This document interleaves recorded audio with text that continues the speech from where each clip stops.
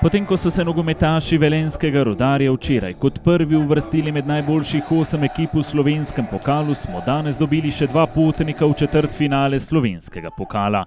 V ponovitvi 5. kroga druge slovenske nogometne lige smo videli drugoligaški obračun med Dobljani in Novomeščani. Potem, ko so srečanje v prvenstvu dobili nogometaši Doba z 2-0, so bili krkaši tokrat odločeni, da vrnejo milo za drago nogometašem iz Doba. Videli ste že priložnost Dobljanov v 6. minuti srečanja ter nato poizkus Mojstroviča v 9. na drugi strani.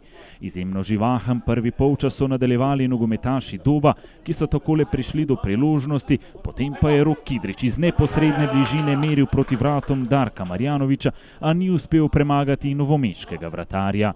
Akcije so se nadaljevale skozi celoten prvi polčas, samo 2 minuti kasneje smo videli nov poizkus, a je tokrat žoga po poizkusu Ernesta Grvale, ki je bil 2-kratni strelec v prvenstvu, zletela mimo gola.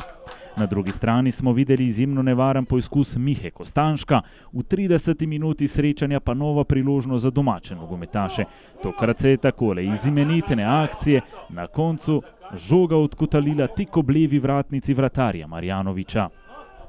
Sledil je kot in nato še en poizkus ter zadetek Lundra, a je bil slednji v nedovoljenem položaju in ostalo je pri rezultatu 0-0. Takole še enkrat v trenutku oddaje, ko je bil Lunder v nedovoljenem položaju in ostalo je pri rezultatu 0-0. Do konca prvega polčasa smo videli sicer še en poizkus, novomeška obramba je pokazala nekaj svoje slabosti, a se je na koncu takole vse skupaj zaključilo z izjemno slabim poizkusom Ernesta Grvale. V drugem polčasu pa najprej priložnost Novomeščanov. Tole je bila akcija, ko so gostujoči nogometaši zahtevali 11-metrovko zaradi morebitne igre z roko. A je piščalka glavnega sodnika Bojana Mertika iz odrancev ostala nema. So pa zato Novomeščani v 64. minuti srečanja povedli.